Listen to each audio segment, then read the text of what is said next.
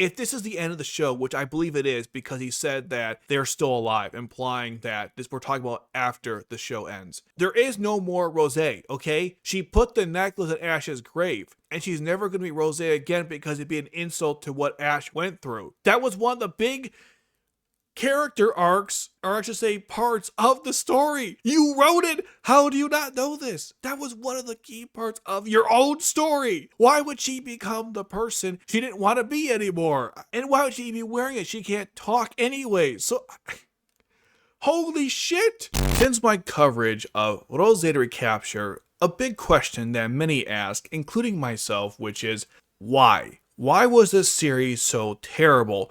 Why did it have so many problems? And what better way to find the answer than to go straight to the source? Now, there happens to be 2 interviews that I want to look at. There is a web article interview, and there's also a video interview with the creators behind Roze Recapture. And so I feel by going through both of those, it's going to give us an idea about what was going on in the so-called minds of the creators. So in this video, I'm going to do that. Let's get started. Taniguchi-san, many fans feel that Lulu ended in a really good place. And Sunrise is no stranger to alternate timelines when it comes to their animes.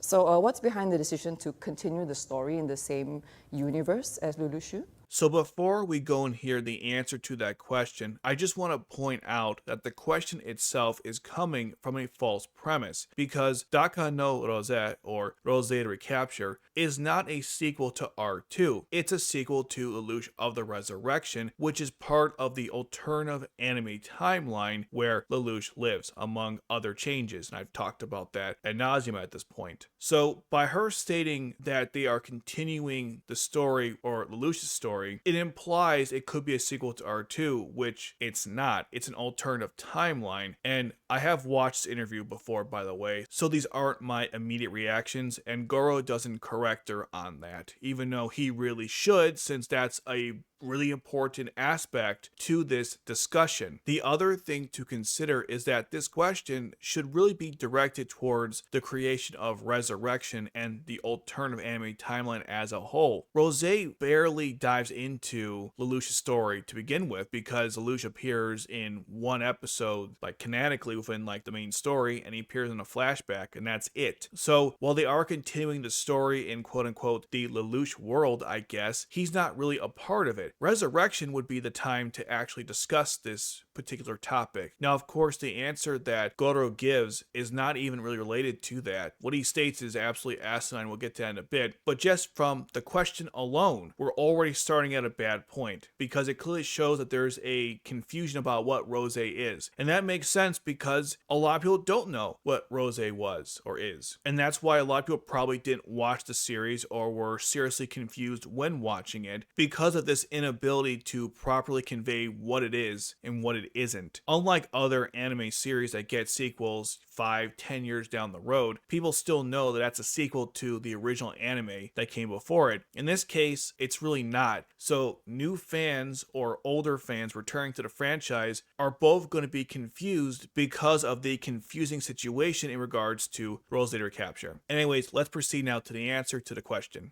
このルルーシュのユニバースを続ける理由としては日本のアニメって非常にめちゃくちゃ多いんですね。1ヶ月にもう何本もテレビ放送されるんですよ。そうすると何も新しいものをリリースしないとすぐに忘れられちゃうんですね、ファンの人たちから。もう新しいものが好きだって言われてどんどんとこう過去のものになっていっちゃう。でコンテンツを一番強くする一番の方法は長く続けることなんですね。それはうちのサンライズの機動戦士ガンダムがそれを示してるんですね。だからこのコードギアスを18年経ってますけど、今もなお新しいファンの人たちができているのはその18年間ずっと続けてきたおかげかなとは思ってます。There's a lot to unpack with that answer. So what he's saying, and correct me if I'm wrong, is if they keep making new things for Code Geass, but those things don't directly relate to the series, I guess Lucia's story, or that timeline, technically be alternative timeline, then eventually Code Geass, or I should say the fans, will lose the intent of what the initial series was about. Therefore, the better approach is to constantly bring back the past, bring back the legacy. And they think that fans love Code Geass because they keep doing this over and over again. Essentially, it sounds like they think they have to keep remaking the same thing over and over and over again because fans can't handle something new. And also, it would lose its thing if it wasn't what it always was, I suppose. Now, let me just say that on a high level, or a conceptual level, I guess you could say, I get what he's trying to say there, right? If you keep changing something over and over again, eventually it becomes less of what it was. This is very true. However, there's also the opposite situation where if you keep doing the same thing over and over again with the IP, then it doesn't really grow and change, and we don't get new things to it that still keep the heart of what it is, but progress it into a new area, a new territory, if you will. So there's a fine line between doing the same thing over and over again and also doing something so drastically different that it doesn't feel like what it once was. Now, ironically enough, with Roze Recapture, while it definitely felt like the past, it felt too much like the past, as if they didn't really try to do anything different. And that's what I didn't like about it, among plenty of other things. Now, they did do new things, of course, but as we know, those new things were pretty bad. So you can fail at both ends, if you will. I think this is an excuse to not try to make more things like Akito the Exiled, which was very different than what we've got in the original anime, and I thought was very good, and they could have developed on that concept further. They could have learned from their mistakes and to make something better, but they didn't do that. And Roze Recapture also took ideas from the original anime. Took ideas is I'm being very generous with that way of phrasing it. And when they did that, they didn't even fix the mistakes from the original anime. They just remade them in a newer setting with newer characters. So it's really frustrating because it sounds like he's just justifying why they have to make the same shit over and over again. And yeah, he's not wrong. If you look at it, Code Geass has always kind of repeated the same thing over and over again because even R2 had the soft reboot for the first 4 episodes. Resurrection had a lot of its big moments were copied from the original anime. The films Initiation, Transgression, and Glorification basically took the original anime and made some changes to it because they wanted to make the alternative anime timeline. And with Lost Stories, it's basically telling the same story, but you have one new character. Well, actually, that's not true. You have several new characters that are part of a separate story that takes place within the main story. And so it's basically the same thing, but there are some changes because the new character, Mario and Maya, plus Carly and Sapphire and Clarice are all incorporated into it. But it's still basically the retelling of the same thing. Then you have Jessicari Code, which was very different, which is probably why it didn't succeed. And so I think from their point of view, they're thinking, well, listen, every time we try something different and new, it fails. Akito wasn't well liked. I don't understand why, but it wasn't. And Genesis failed. People liked some aspects of the story, but the game didn't do well. And that's more a reflection of the game, not so much the story, even though the story wasn't great either. So they're thinking, look, if people like the same old shit over and over again, we'll just keep producing that. That's what they want. That's what we're going to give. That's the impression I get from his answer, where it's just give more fans of the same thing because of what they want. And from our point of view, we feel it's the best way to keep the legacy of the series going or bring back the legacy. If it were me, I would say we should continue the legacy with other characters and other settings, not just keep doing the same thing over and over again. And I'm kind of mad the fan base keeps falling for it every single time. Roze happens to be one of the most blatant examples, but obviously you can find it in other materials they've done as well, but in those cases it's more subtle and that's why it works, but here it does not. So overall, this answer from him is extremely disappointing, and it also reveals his mindset when making the series. I should also point out that he discussed a similar idea in an interview in context to Lost Stories and Jessicari Code and why those exist, because he did believe that we have to constantly reinforce that Code Geass exists in a daily type of thing, hence the gotcha element, so fans don't forget about it. Because even here he's saying that people forget about stuff over and over again because new stuff keeps coming out, so we got to find some way to balance putting out something new but keeping the legacy going. And unfortunately, his response was to just blatantly remake R2 and R1 again, which, I mean, that's not really what fans wanted. At least that's not what I wanted. I wanted more incorporation of Akito and Oz the Reflection, and things like that. Code Geass has so many awesome stories within its IP, and they keep ignoring them to produce more and more shit that resembles what we already saw. And later on in this interview, there's going to be a lot of irony with the future answers that these people give. Let's continue on to the next question. How would you recommend viewers to start watching Roze? Do they need to watch Lulushu before they watch Roze? そうですね。絶対的に見てた方がいいです。できればそれコードギアスシリーズのいろんなゲームとかもあるんですけど、全部を見てた方がより楽しめるかもしれない。So he responded by saying that you should watch the entire Code Geass saga and play the mobile games. Now, once again, they could have clarified what Roze Recapture is and what it isn't, but instead they don't. If I was a fan watching this, which I don't think I was because, I mean, there's like no views on this video, but let's say I want information, so I went to hear this interview, maybe it was written out somewhere in an article. Regardless of how I did it, the answer itself doesn't explain the nuance within this universe. Remember that there are several timelines in Code Geass. You have the visual novel, well, it's a visual novel or whatever. There's the novels of Code Geass, that's one timeline. You have the original anime, you have the manga timeline, you have the alternate anime timeline. Technically, you have the Lost Stories timeline, which follows the alternative anime timeline. The manga timeline. Genesis Ari Code, I think, goes along with Lost Stories. There's also the Lost Colors. So there's so many different timelines in this franchise. So to say that you just watch the entire Code Geass saga and play the games, that doesn't help anyone. Which Code Geass game should I play? Which parts of the saga should I watch? What's the order of any of this? It's such a shitty answer to give to that. And as someone who actually gives a shit about this, it frustrates me because it's not the right thing you should say.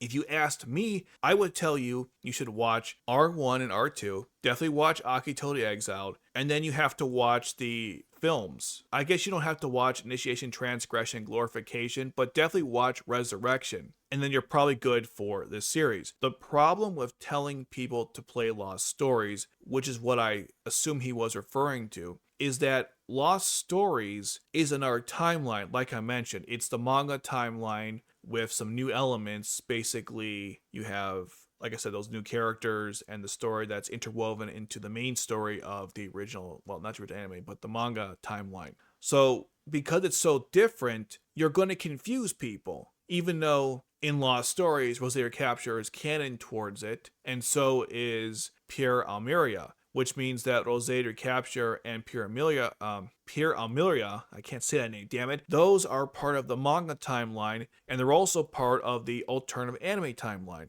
So you see how confusing this can get? So you want to be clear about what specific things you should do to get ready for watching this series. Playing Lost Stories is only beneficial for one thing, and that's the fact that you get additional information about Sakuya, or it could be Roze, who knows, and Ash, and the nightmare frames that are used in the series, such as the Camdens, Z Apollo, Z Artemis, and Z Ortigia. And the information, by the way, that the game has should have been in the show, but they were too lazy to throw it in there, so just like everything else in this anime, you need to go through supplemental material to understand the series, which is one of the biggest downfalls of it, because you can't have very important details in a magazine, in a video game, or in a pamphlet. You can't do that. And they did it. So for him to be like, yeah, just play the games, totally do that. Spend money, pay us money for whatever reason. That's what he wants. That's what he's implying. Play Lost Stories, play the slot machine and give more money to this IP, even though playing the game won't give you much insights into Roze Recapture besides what I mentioned.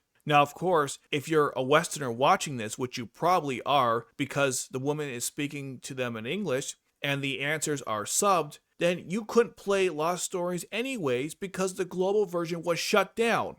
How do you like that punch in the gut? He's telling you, play Lost Stories if you want to learn more about Roze Recapture. Also, we shut the global version down, so you can't even get it officially translated. And let's be clear, the translations for the game were very shoddy at best. I've discussed it on my alternative channel many times, but even still, it was better than nothing. So I get so angry because he's like, go play the game, but we can't play the games. You ruined it. We had an opportunity and you guys messed it up. So thanks for reminding me of what I don't have. Now I have to spend a lot of my time translating the game myself and going through alternative methods to get a full understanding of what's going on in the story, the characters, etc. in the universe. So no matter how you slice it, his simple, non-nuanced answer is so frustrating, and it's so indicative of everything that went behind the series. No thought whatsoever into how everything fits together into this IP that they want to keep milking to death, because apparently all fans want is the same shit over and over and over again. Seriously, this is the best you guys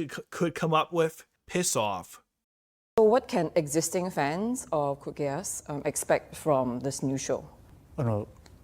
多分そのコードギアスらしさみたいなことかなと思います。そのロボだったりとか、ギアスをかけることそのものだったりとか、あと裏切りだったりとか、多分そういうドラマも含めて。You know what's funny? You can often interpret something based on what isn't said versus what is said. Notice that his answer for this question, which was, what should fans expect from the series, was very vague. And the details given were extremely unsatisfactory and not even accurate. So let's get into that. The first thing he mentioned was the development of Geass, which we know isn't true. Yes, Sakya has a Geass power which allows her to control people through sound, not eye contact like Lelouch's. That's not a new concept. Ray had that in Lost Colors, so nothing new there. The Geass Canceller that Christoph made, I mean, that existed with Jeremiah. The one thing they showed in that was that it can be remade by other people from data that was apparently destroyed, because apparently no one knows what the word destroyed means. So the Geass Canceller technology still exists. Besides that, what new Geass development did we get? Do we know more about other orders? Do we know about where it came from? Do we even know C2's name, which I hope they never reveal that? What about the caretaker of time and space? What about the entire galaxy patrol they had in Jessica Code, which was Ao, Gigi, the Cure, and the Archive? Were they relevant to the story? Are they only made up for Jessica Code? How does that figure into things? So the idea of we developed new stuff in Geass is bullshit. There aren't even new colors for the Geass. I mean, in the other animes they've released, at least they add a new color. We had blue in Akito, and we had yellow in Resurrection. But here, it's the same red crap we've gotten since the day one. And I'll say crap as it's a bad thing, but it's the same shit. That's what I mean by crap and shit. So I'm disappointed that they didn't add a new color, which is something they've always done in every other Code Geass anime. Now, he mentioned the mechas. Is that true? Yes, of course, they're called nightmare frames, but he said mechas could be a bad translation. I'll give him the benefit of the doubt. Now, when it comes to the mechas, is there new stuff? Absolutely. For example, Oli Einberg nightmare frames, at least not all of them, but most of them have like a drone in the back that does stuff. Some of the weaponry is different. The design is different. Same with the Camdens. And then with the Artemis and the Z Artigia and the Z Apollo, again, those are all new things. The technology to combine is not new. That was an Ozita reflection, but the way they did it was different, and of course the design was different. So that's very true. One thing I forgot to mention is that the Falbot was also an example of new development in Nightmare Frame technology, because it had the energy wings of, say, the Gurren or the Albion. Well, Lancelot Albion, Gurren say the 8 elements, but it also had a similar design to the Vercingetorix, or at least it reminded me of that because of its massive size. Now, the thing is, while they did visually show you a bunch of new things, the technical aspect of how the Nightmare Frames work, and where they came from, and how they were designed, is not in the show. It's in a magazine you can read, it's in data information in Recapture, Lost Stories, but it's not in the show itself. Even in the original anime, they didn't explain everything, okay? And there's definitely certain things I would have liked to have learned more about, but at least they explained the basics about how things work. They would throw out certain terms here and there and say that this thing is using that weapon, or it's using this weapon, or it's powered by this, or powered by that. They tried to at least give you some kind of explanation on what was going on within the world itself in relation to the Nightmare Frames. But here, there's nothing. You don't know how Camdens work. You don't know how the Z Artemis works. You don't know how the Z Apollo works. And I think one of the reasons why you don't know how any of these things work is because if you did, you would realize that this show makes no sense. Because we've learned in the, I think it's either Lost Stories or this G magazine, that the Z Artemis has this new thing inside of it that powers it up. I forgot the exact term, and that allows it to function under the Satumpe wall. That's why it's able to fly and it's not overpowered or not overpowered. It's what's the word? The wall oversurges it or causes it to I forgot the actual term, but the point is the wall causes the energy to overflow or something, and so Nightmare Frames of float units end up failing. So this new thing allows them to work under that restriction. The Camdens also have a similar type of thing. That's why they can work under the wall, because even if you're not flying, the wall still lowers the quality or the, I guess, combat ability of any Nightmare Frame. So this new thing they discovered makes the Nightmare Frames able to work under the Satumpe wall. And this revelation reveals that they could have ended the story a lot sooner because they had the answer to the question, which was, how the hell do you take over the Hokkaido block if the Satumpe wall stops all the Nightmare Frames? Well, they had the answer. They came up with the technology to solve the problem. And do you know who solved the problem? Rakshata did, because she started something called the Pearl Party, which is her new organization that produces Nightmare Frames. Is that in Roze Recapture? Of course it isn't. Was that something you should probably know about? Absolutely. And I only know about that because of the supplemental material. But the idea that Rakshata worked on this and solved the problem is kind of important to the story. It again goes back to what I was saying earlier, that supplemental material is not really supplemental if it's vital to the story, and these people didn't understand that. So again, we go back to what he's saying about how there's development in Nightmare Frames. The answer is no, there isn't. It's all visual nonsense. There's nothing to explain how any of it works. And if they did, like I said, it would then further validate the fact that the plot makes no sense. So they figured the more we keep you in the dark about stuff, the more you're going to go along with things. Because if you knew the truth from the get-go, you'd realize that everything is so stupid. It's just, it's so mind-numbingly stupid. Okay. Moving on to the next thing he mentioned, which was betrayals. Are there betrayals in this show? Yes, there are quite a few. I'm not sure why he specifically focused on that, but yeah, there's a big betrayal, obviously, with Sakuya and Ash. That's the main one I can think of. So is that a big one? Sure, but there's many other things they could have talked about as well, or mentioned, I should say. I mean, you got the Nightmare Frame battles, you have all the new characters, continuation on the anime, there's going to be cameos from older characters. I don't know. I mean, why would you say these three things among other stuff? As a fan of the series, I feel very concerned about the vagueness in the answer. Now, it's possible this interview was edited and they cut out other stuff. I don't know. But it just sounds to me that this person either didn't understand much of the story or realized it was so bad that they didn't want to talk about too many details, because the more they reveal, the less sense the story makes. I can't deal with this shit. It's so bad. I can't believe these two people with straight face are answering these questions to her, and they're giving her such horse manure, or I say cow manure, from their mouths when they're giving these answers. I can't deal with this. Okay, let's move on to the next question. Behind the choice to center the new show on a female protagonist, which is Roze or Sakuya. まずそもそもとしてルルーシュと同じギアス能力にしようと思ったんですね。なのでただどうしてもルルーシュが50話あったんですけど、奪還のロゼは12話しかないので、同じ男の子の主人公で同じ能力だとどうしてもルルーシュの弱い版というかデッドコピーみたいに見えちゃうので、いやだったら女の子に変えて、女の子が同じ能力を持ってて彼女がどういうふうな物語を描けるのかっていうのを表現したかったってところですね。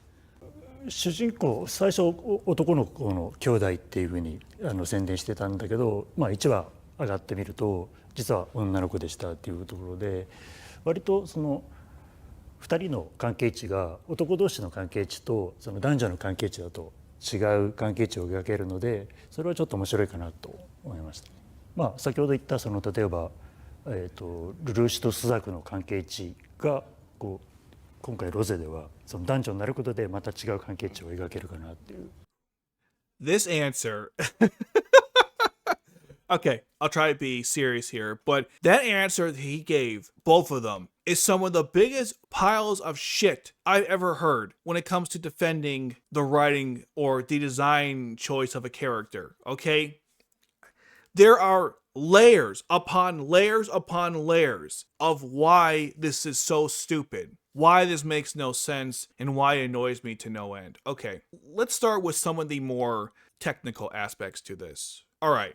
So they said that they want to make a female character, a female protagonist, and she's asking, of course, why even make one in the first place? As if this is some new concept. Again, false premise to the question. As a reflection, Alderaan and Orpheus are the main characters of that story. You can argue Maribel is in there as well. So you have 3 protagonists, 2 of which are female, and most of the manga is really about her. Orpheus's time is mostly in the photo novels, so it's really more about Alderaan than it is about Orpheus. And definitely lots of it is about Maribel as well. So we already had this idea explored. In Renya of Darkness, while the story is about Renya, I'd say C2 is almost as important to the plot as Renya is. So in that case, it's almost like a dual protagonist. But yeah, it's called Renya, not C2, even though that would have been kind of cool. Then you got Akito the Exile, which has Layla and Akito as the protagonists. I feel like in some ways it's more her story than his story, but they're both protagonists of it. And then even with the original anime, technically C2 and Lelouch are both protagonists of the story. Obviously it's more about Lelouch. I'm not trying to deny that, but still she plays a very large role in the story. The point behind all these examples is just to state that there are cases in Code Geass stories where we had female leads. And in the case of Oz of the Reflection, her name was even there because she's Alderaan Zephon, and of course he's Orpheus Zephon. So both of them came together for that. So there's nothing new about a female protagonist. So the idea that she even asked that question to me is insane. What I find funny is that they're so proud of having Sakuya in the story, yet most of the coverage surrounding this anime revolves around the voice actor for Roze. Most of the interviews that I've seen are with him, not the voice actress for Sakuya. Most of the merchandise advertisements seems to be of him doing it, not her. And so while she's obviously important, the male voice actor is the one getting all the attention. So clearly they they might have a female protagonist. It seems to be more of Rose's story, and after all, it's called Roze the Recapture, not Sakuya of the Recapture. And I know that's because Roze is supposed to be like zero in reverse or something, or an anagram for zero, so I understand why they did that, but still, there's clearly something to take away from just that fact alone. Now here's something else to consider. I went through the entire anime in preparation for this video to figure out how many times Sakuya and Roze appear in the anime, like scenes wise. Now keep in mind, this is based on the voice actors talking, not if they take the costume off or change it. Just every single time the voice actors have speaking roles and the scenes of them. Now there's about 116 scenes. Obviously it could be less or more depending on what you consider a scene. This is just based on my counting. I have about 56 scenes of Roze and 60 with Sakuya. So she has more scenes, but it's pretty 50-50. Which is kind of sad. And with Sakuya, many of the times where she has more appearances than Roze, it's for fan service. Episode 3 is one that comes to mind, and so is 8, which is the only episode where Roze doesn't appear, because in episode 8, she's in a straitjacket and she's being shown up in that sex dungeon where Kristoff is basically interrogating her and wanting her to use her Geass to kill some random people. So in those 2 instances, they show more of Sakuya for fan service reasons, not because they're proud to have a female protagonist. Now, the other times where Sakuya has more appearances, she's not used for fan service, although there's one case in episode, I believe, 9, or is it 6? I think it's 6 actually. But generally speaking, she's not used for fan service outside of 8 and 3, at least that extensively. So I'll give them credit for that. But it kind of diminishes the whole, how do I put this? The whole idea of having a female protagonist when she's not there as much as she should be, and she's used for fan service quite a lot. So I don't know how much of a triumph it is to state you have a female protagonist in the way that they are discussing it, which is really frustrating. Now, obviously, they had to do 50-50 split, I imagine, because of the costume and because she had to look like a dude and all that stuff. Even though they didn't really have to do that, and I could talk about that in our video, which I tend to, but they chose to go that route. So I mean, no matter how you slice it, you got a female protagonist, but you don't really respect the voice actress that much. And the character, I felt, was also disrespected and also horribly written at some point. So they did a terrible job with her in every sense of the word there. Now, something else he mentioned, which I have no idea what in God's name has to do with anything, which is that Lelouch of the Rebellion had 50 episodes, this had 12. Why is that relevant to making a male or female protagonist in your story? I don't know where he was going with that. It was just a random thing to state. I mean, what's the connection with how many episodes you have compared to another series? I don't even know what the point of that was. Akito has 5 OVAs. Ozra Reflection has chapters. I can say things too that don't mean anything. What a strange, I don't even want to say deflection. It's just a random tangent to go on for like 5 seconds there. Now let's get to the big one. The real reason why I'm angry with this statement. He said that because Lelouch and Sakuya have the same Geass power, if they made her a male, it would feel too similar.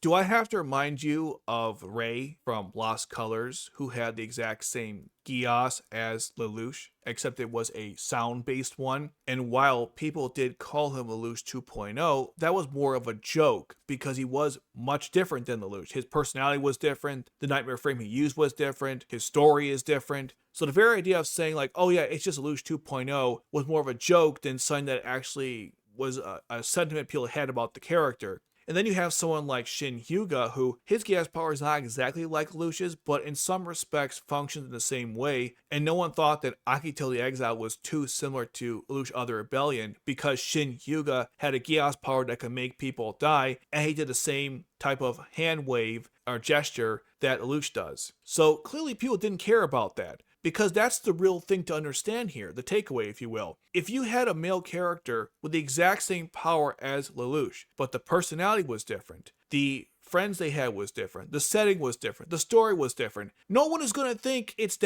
too similar than the original anime. And also, you didn't have to give her the same power then if you felt it was too similar. Again, more decisions you didn't have to make. And now you're saying, well, I mean, we wanted to have this, but we didn't want it too similar, so we changed the gender, and even though we actually made the character a dude sometimes, but we changed it enough, so it's totally fine. I mean, how non-committal and idiotic is that? And then, on top of everything else, okay, why do they care about the series being too similar when all Roze Recapture seems to do is just take from the original anime and recreate it? Recreate scenes, recreate characters, recreate situations, over and over and over again. If they really gave a shit about not trying to be too similar, then Roze Recapture would have felt a lot different than the original anime, but of course it didn't. And then, this is also a contradiction of his previous statement early on in this interview where he said that he wants to keep redoing the same thing over and over again because that's what the fans want. So which is it, my friend? Do you want to keep making the same thing over and over again because fans want the same slop shoved down their mouths over and over again? Or do you want to make something that's different and doesn't feel too similar than what came before? You can't have it both ways, and this answer is so out of touch with everything that the show stands for. Or not stands for, but everything that's in this show. The show stands for nothing. I wish it stood for something. The other thing I don't like is the guy with the glasses mentions that they thought having a different gender would add some flavor to the story and have a similar dynamic with like Suzaku and Lelouch, but it'd be different because it's a female-male thing. So we have Sakuya and Ash, which is supposed to be like Lelouch and Suzaku, and it is. Which again, they copied, right? So apparently that's not too similar, right? But the gender thing, oh my god. Talk about missing the forest for the trees. Anyways, again, swapping the gender, I mean, I don't know like how that dramatically changed anything. Yes, Ash fell in love with Sakuya when she was Raspberry, but their romance didn't really go anywhere because of the betrayal that happened. The dynamic is similar, I'll give him that, and the way it's done is different. But that has nothing to do with the fact that she is a girl. It's the way the characters were written and how the story was written. That's why it feels different and also kind of the same. So that's why I get annoyed with that. They act like the turning Roze or having Sakuya as the female protagonist was like the key ingredient to making the story feel different. And I would agree with that to some extent if the rest of the stuff wasn't the same thing. That's my problem with this interview because it's just, I can't believe you said that. How? Why? Okay. That was possibly one of the dumbest answers these two morons have ever given. No one had any forethought of making this series when this is the answers you give. We don't want things to be too similar, but we want to have a similar dynamics, so we thought changing the gender would make everything better, but we also copied everything else in the process of making the show. I mean, make it make sense. You can't. This is just pure stupidity. How long of a story arc do you have planned for Roze, and will we see season 2? まずはこの後も配信される最終話まで見てもらって、その後皆さんの持ってもらう感情によって続編が作れるか作れないかが決まりますね。で、なんでかというとコードギアスってこの作品の中の歴史としてはもう何千年分あるんですよ。なのでそこをどう切り取るかなので、なんでロゼとロゼタとかサクヤたちはこの後の世界もずっと生きていくので、彼女たちが物語を作ろうと思えばいくらでも作れるんですね。So that's all the questions I Okay, so first of all, the dude just spoiled the end of the show because he said that Sakura and Sakuya are still alive, implying Ash is dead. And I assume this was supposed to be some kind of promo stuff for people who haven't watched the show yet, right? Because at the very beginning, they asked questions about what should fans do before watching the series. And then he literally says at the end, well, Sakura and Sakuya are alive. Oh my god.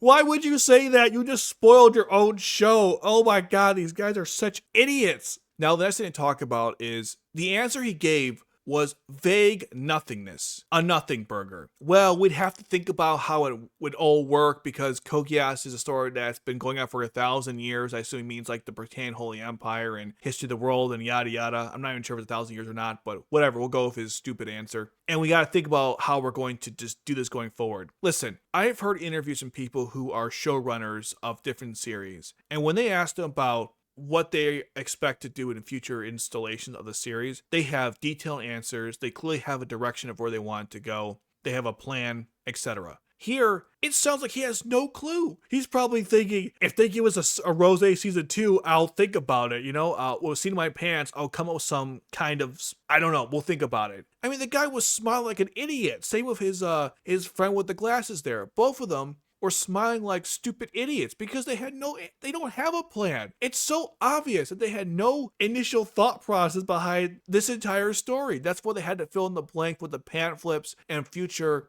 supplemental material, because they simply just slapped shit together and threw it out there. We know there were a lot of changes with the films because they didn't initially intend on having all the cameos from episode 9 to 12. So that was one of many changes. Clearly they didn't know what the hell they were doing. Some of the newer films address some crap in the older films. So it's just so funny to me that his answer is just so indicative of this entire series. No idea, no plans of anything. Now, a couple other things to note is that he said we want all fans to watch the series and the fans will determine if we get a season 2 or not. He's not wrong, right? But the thing is, even if the fans don't like the show, you could still state that, yeah, we have some ideas we'd like to pursue going forward. And if we did get several seasons, we'd like to do certain things. So, I mean, all he mentioned was that a spinoff with Sakuya and Roze and Sakura, which, by the way, oh my god, even more... even more things I can't stand here. Okay, if this is the end of the show, which I believe it is because he said that they're still alive, implying that this we're talking about after the show ends. There is no more Roze, okay? She put the necklace at Ash's grave, and she's never going to be Roze again because it'd be an insult to what Ash went through. That was one of the big character arcs, or I should say parts of the story. You wrote it. How do you not know this? That was one of the key parts of your own story. Why would she become the person she didn't want to be anymore? And why would she be wearing it? She can't talk anyway. So, holy shit. I can't with this. You absolute cabbage. How did you... It's too much for me. The stupidity is just too much. This guy is a comedian. He should be writing Code Geass stories. He should be doing stand-up. The guy has no knowledge of his own show. He has no knowledge or no idea where to take the direction of the show going forward. His friend with the glasses continues to get the most vague, uninteresting answers ever. They both are smiling like idiots because they know they ruined the series. They both know it sucks. I mean, the smile they give during this answer is almost like the kid gets caught in the cookie jar and they had to come up with some excuse what they were doing. Because they both look like they're just it's so funny to me. This whole interview, it's just I don't know how to handle half of this. It's so, I'm not like surprised or anything, but I was expecting something else. This has got to be one of the dumbest things that I've experienced when it comes to understanding the thought process, or I should say lack thereof, with this series. These people are unbelievable. Okay, now we're going to move on to the article. I'm not going to go through every single question. I just want to go through the ones that I think were the most interesting or potentially controversial. So let's do that. Okay, so here is the article that came out in August 30th, 2024. And let me actually make this bigger because it's probably hard to see. So let's actually make this much larger. Okay, so it came out August 30th, 2024. They got interviews with all the main people behind the series. And so we're going to take a look at their answers they give. It mentions here the original Code Geass anime prepared in 2006, followed by a second season in 2008, then a trilogy of films recap the events of the anime that was released from 2017 to 2018, before the brand new sequel of Lucia of the Resurrection came out, and Roze captures a continuation and sequel to Lucia of the Resurrection. Now, I'm glad they mentioned that in the article, but why in Sam Hill did they not mention that in that interview? So it's so stupid. That's the correct thing to say when it came to timelines and continuations and all that stuff.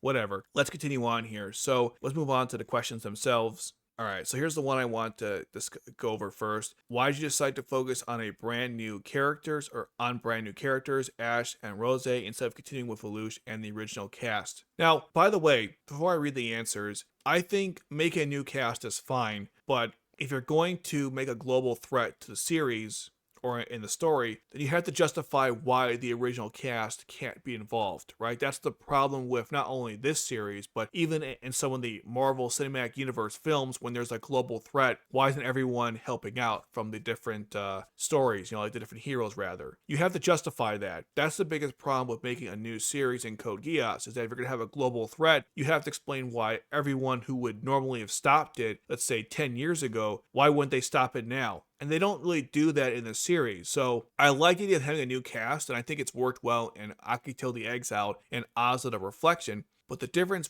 between those and this series is that they did a better job of justifying why the original cast couldn't help out in certain cases within that universe. But here, they don't do that. That's a universe, I meant story. Anyways, let's get to the answers that they give. So from the start of the planning stages, it was planned to use new characters. That's probably bad translation. The reason is because we're unable to continue the story of Lucian C2. We think it's much more beneficial for all of us to introduce new characters. I mean, that's not really an answer. They're just saying we thought it'd be better to do something else. Now, a lot of people just wanted the adventures of C2 and Lelouch looking for the Geass shards, myself included, but that story doesn't really get involved with this one, even though they do get involved and they give Sakuya Geass, which I'm still confused exactly how that worked. So they wanted to bring them in, but not too much, which again shows the non-committal attitude of people who worked on this show. Moving on, actually my response is similar to directors, but just to add on, if we are to use the same characters over again, our final product, the animation, the storyline will shrink. Wait, if we are to use the same characters over again, our final product, the animation, the storyline will shrink. Also, we like to engage a wider audience. We believe the audience 18 years ago versus the current one is changing. I mean, buddy, you can't be that naive. Do you not go on Reddit, Twitter, Instagram, Pinterest? What is the most popular thing when it comes to Code Geass? It's Lelouch, okay?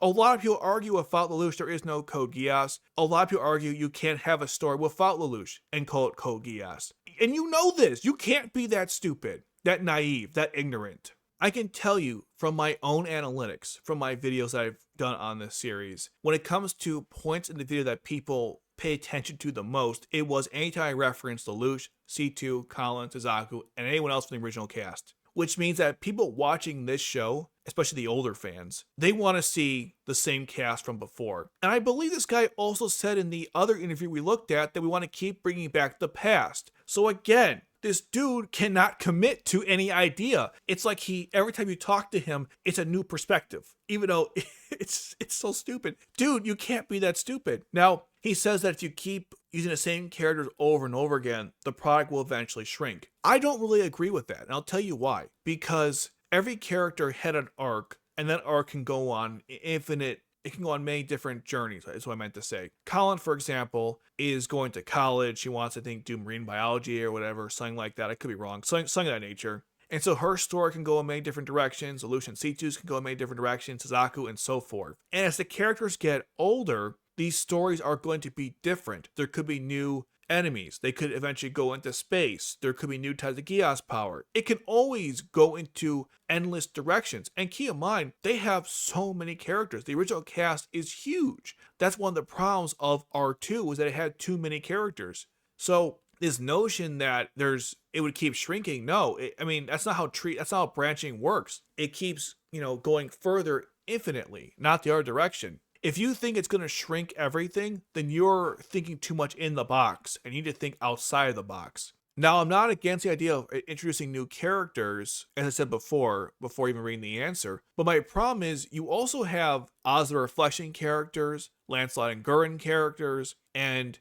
Akito the Exile characters. Why don't they get more time? I like Schnee. I like Benio. I like, obviously, Akito and the entire Wyvern squad. Olderin is great. Or Orpheus and Maribel aren't dead. They just appear in Roze Recapture with no explanation. That could be something to explore as well. You keep vomiting more crap out there into the Code Geass universe, but you gotta understand there's plenty of other things to work with. Don't just throw out crap because you want something new. Do it if it actually is meaningful. And if it's not, then don't do it. Just go back to what we have and work on that. What I also find hilarious is that they want to make new characters, but all the characters feel like rehashed versions of the same ones from the original anime. You had Norlon, who was a clone of Charles, for crying out loud. I know it's not exactly the same because it's a clone, and William Bish and all that stupid nonsense, but every character in Roze, or at least most of them, felt like something we'd already seen from the original cast. So again, we have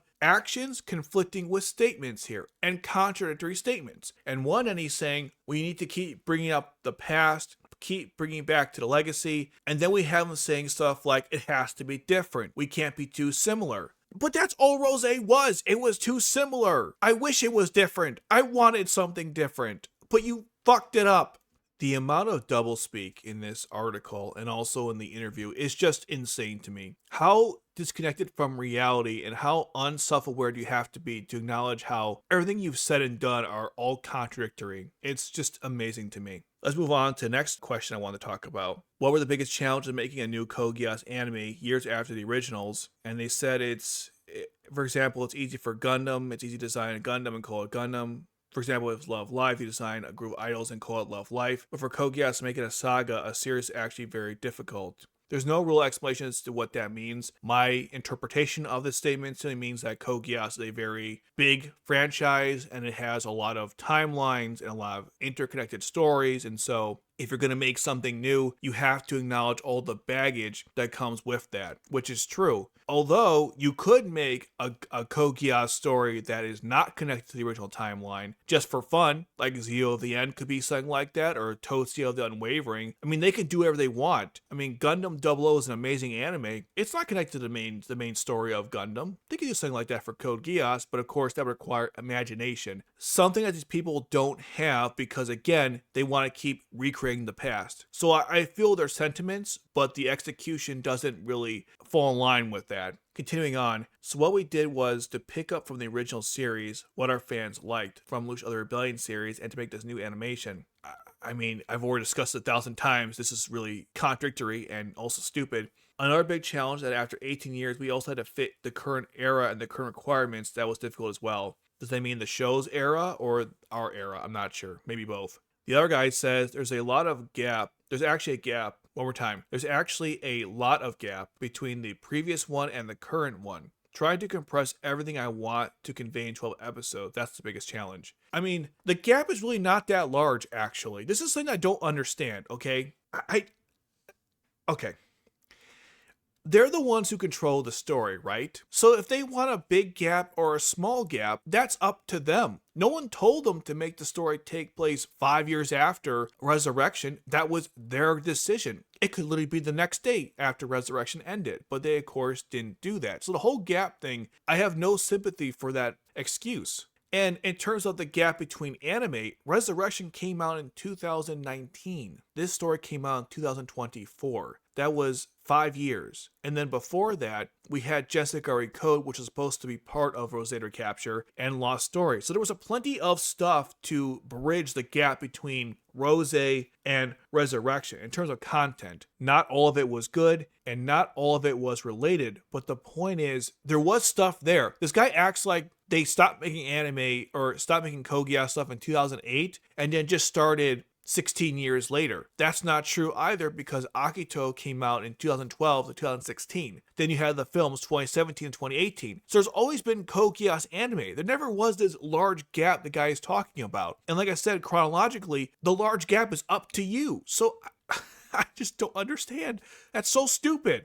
Then he says, trying to compress everything I want into 12 episodes, that's the biggest challenge. Well, I got a couple of solutions for you. Shrink the scope of the story down, or to have more than 12 episodes. But because they didn't do either of those things, the story was too large, it could not fit within the scope of 12 episodes. So they had to use supplemental material in the pamphlets, and then of course in Lost Stories, and then the G magazine to further explain stuff. If you have to give out pamphlets to people to explain your story, like the behind the scenes, your story is too big and too complicated, and you have to go back to the drawing board and shrink things down. How did anyone look at this guy's work, was this Ohashi Yoshimitsu, I guess his name is, and said, yeah, tell this massive, gigantic story involving the battle between Neo-Britannia and the Black Knights and the Seven Shining Stars to take control of an area in Japan, while also discussing the entire way the world changed after the conflict originally started with Shinaizo and the Republic of Britannia and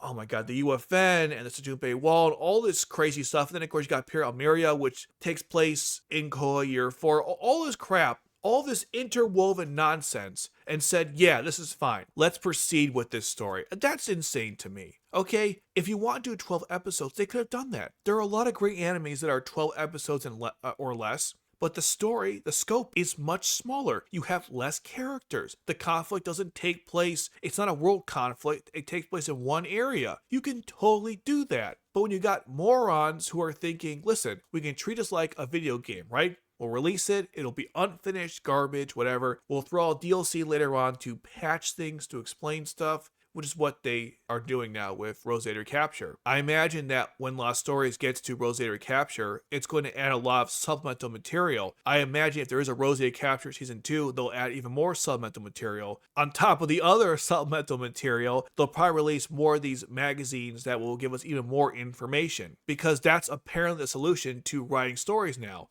Don't actually write the story, just give us very vague stuff and all the important information we can throw in, in a book or something, because no one wants to read it anyways. Even though I think half the supplemental material was more interesting and could have been its own story than this crap. Go figure. I hate this shit, okay? It's not about how much time you have to work with, it's what you do with that time. So I do agree with his excuse here and everyone's coping for the show that yes, 12 episodes significantly limits what you can do, but they certainly wasted a lot of time. And if you think they didn't waste any time, I'm not sure what to say at this point, because even if they had more episodes, it still would have been bad, because it was, again, how they used their time. They wasted it on so many pointless, stupid things. They would have just done the same thing. And I know that's true because as much as I like R2, and I really do, they wasted a lot of time in that show, and they had 25 episodes. There were so many quote-unquote slice of life filler stuff that wasn't necessary. And when it came to the important stuff, they just zipped right through it. So it's not a quantity issue, it's a quality issue. And I wish people would acknowledge that when it comes to this show and really other ones that suffer from the same problems. So this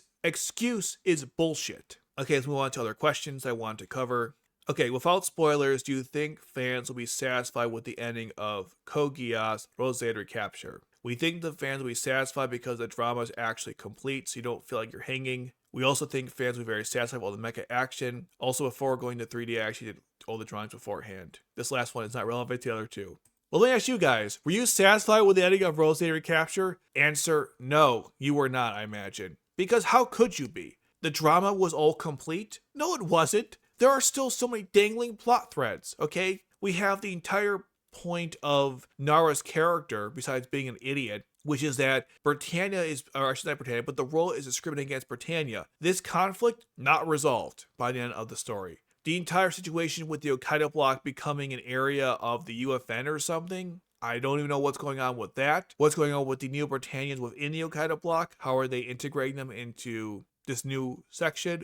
Has there been any unrest as a result of that? What about other possible drawbacks because of other stuff that happened during this situation? So a lot of stuff just kind of happened at the end. It was very fast and quick and rushed, and a lot of questions. There were some answers, but some of them were not satisfactory. I finally figured out how Catherine survived. The show couldn't bother to explain it to anyone, and even my theory may not even be correct. The situation with Norlon is quite confusing because, one, his motives were not entirely clear, and the whole cloning thing is seriously a problem that has to be addressed. Lelouch claimed in Jessigari Code that he got rid of it, but obviously that wasn't the case. And of course, we had very little time with the cameos, especially with Orpheus and Maribel, which again, they didn't explain what happened with those characters. So to say like things were complete is not true. Maybe the main conflict was resolved. Fine. There's like 100 other things that were not addressed. So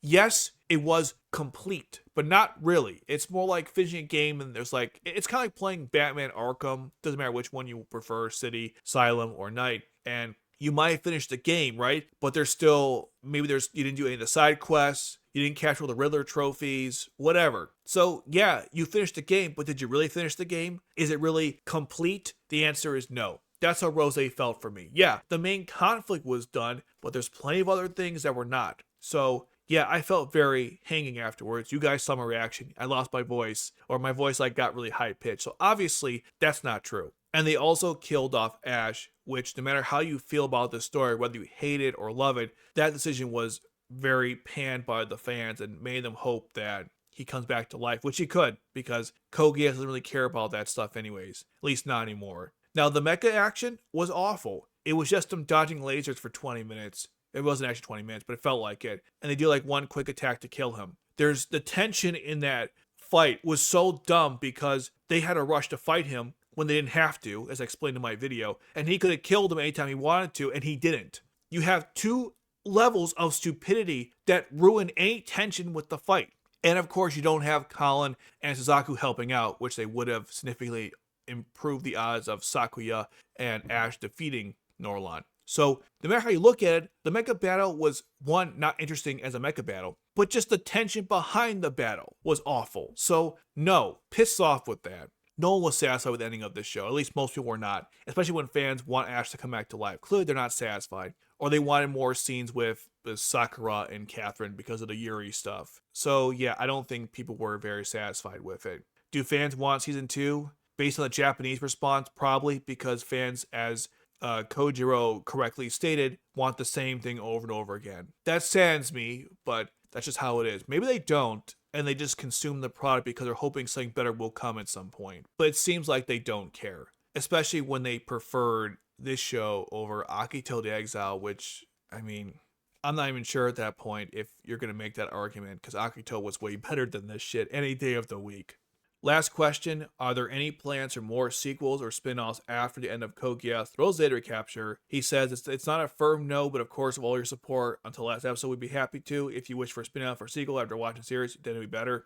I mean, he says it's not a firm no, but I mean he's being realistic here. It's probably not. Now, we know from the latest announcement on Lucia's birthday, they're doing something for next year, for 20 years of Code Geass. Will that be a sequel to Roze Recapture? Will it be an adaptation of Oz or Reflection? I have no idea, right? But they are going to release something new coming up. I hope it's not Roze Season 2, because I don't know where you could take the story going forward. I know it sounds kind of contradictory, because I said before, there's a lot of dangling plot threads. But at the same time, though, none of those I feel like I would really want to see explored in real depth in the show, except for Orpheus and Maribel. But I really don't want to see more of the Japanese treatment of Britannians. I don't care about that. I think the plotline is stupid. I don't want to see more of the UFN's conflict with the Black Knights, which wasn't resolved. I don't want to see more of contrived Nightmare Frame bullshit, or the situation with Haruka and Koroto. I just don't care about any of that stuff. And yeah, they could definitely explore it further, but I don't want to see any of that. I want to see the characters from the other stories get more time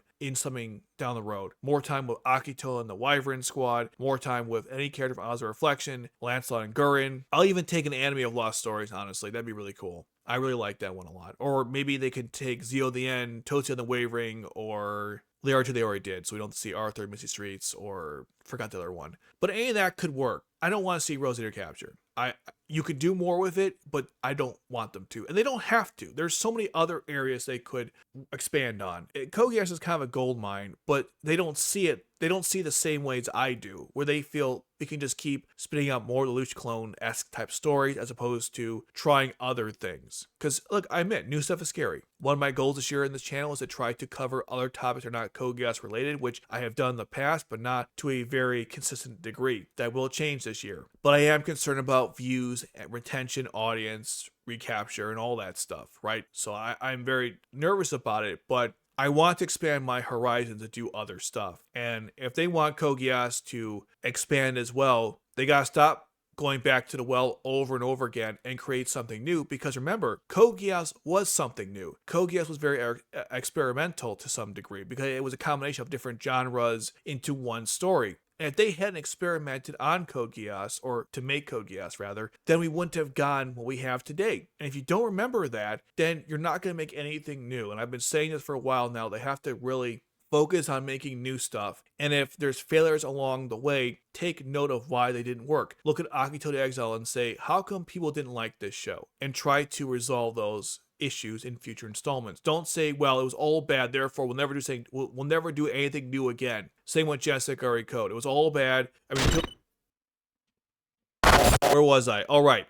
If take the lessons from what failed with new ideas and don't make those same mistakes again. That's it. You keep doing that process over and over again. Keep iterating, and you'll make something really good again. Just remember what worked and what didn't. And also, don't treat the fans like idiots, okay? I'm sure some people read this interview and saw their one and like, this is great, I love these guys. But most people who have a brain are not that dumb, okay? Don't be mean to the fan base. And don't assume everyone is an idiot, even though you've implied it with your own comments, which is really frustrating. You can smile, you can give us a BS smile, but we're not as dumb as you think we are. Those were my thoughts. What are yours? Let me know in the comment section below. And if you want my thoughts on the Code Geass Crunchyroll collection thingy that they came out with, well, I recently purchased it and reviewed the product for myself. And you can watch that somewhere up here. I'll put my fingers and hopefully it'll appear. Take care, guys.